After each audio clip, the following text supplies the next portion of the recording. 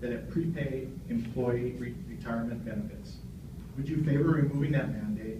And what are your beliefs on requiring USPS to continue 6-day mail delivery? Well, I would be in favor of removing that mandate, and I would take a long, hard look at the U.S. Postal Service. It's been losing money for quite some time now, and it's a government agency that's costing us as taxpayers millions of dollars every year, and I believe it's billions of dollars in debt as it currently stands. So anything we can do to help the U.S. Postal Service become solvent is a step in the right direction, and that may include ending the U.S. Postal Service and privatizing that industry. Turn it over to a private company that would pick it up and run it the right way. It's time that we make hard decisions, but when you're $17.5 trillion in debt and growing every day, this is the kind of conversation that I was talking about in my opening statement that we need to have. We need to think outside the box and come up with new ways to make these government programs work, or just get them out of the way.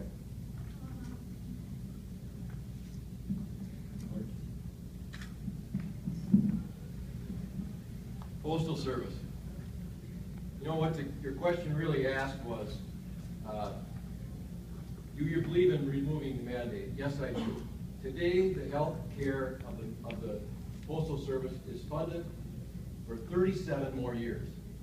You know, Article 1, Section 8, Clause number 7 of the U.S. Constitution established the Postal Service of the United States. It was written in our Constitution and is guaranteed under our original Constitution. And here's the thing.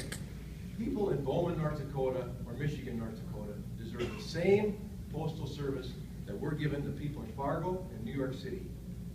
And let's talk about something that's important to these folks, the Newspaper Association. What about delivery on Saturday? That's very important. And studies have shown that Saturday delivery is more efficient than just 5-day delivery and delivering more mail in the 5 days. That's my answer. Honestly, I believe that newspapers are so important to our state. They're one of the primary sources of delivering honest, comprehensive news. I think that the Postal Service is the best vehicle for delivering that. Thank you.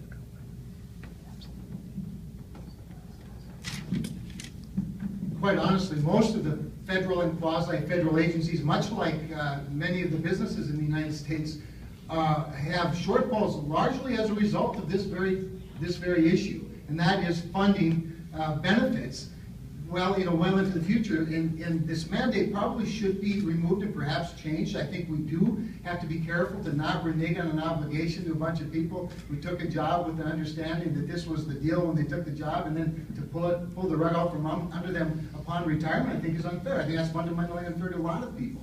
So while it's easy to just say, sure, we're just going to do that because we have a $17.5 trillion debt, well, you know, it plays pretty well in certain circles, but there is a reality and there's an obligation. Now let's remember about the Postal Service, and I think George makes a relevant point about the efficiency of 6-day delivery versus a 5-day delivery. You know, we hear a lot of times that perhaps one of the things we got to do is at least not deliver packages on a Saturday. That's one of the solutions that's been forwarded to a lot of people, which would undermine the very profitable part of the Postal Service that they actually have, and that's the opportunity to deliver packages on a Saturday. That's especially important in rural America. Now, George makes a point that rural folks deserve the same services as urban folks. I would submit to you that the underserved areas, the more expensive to serve areas, need a different view, perhaps, from Washington.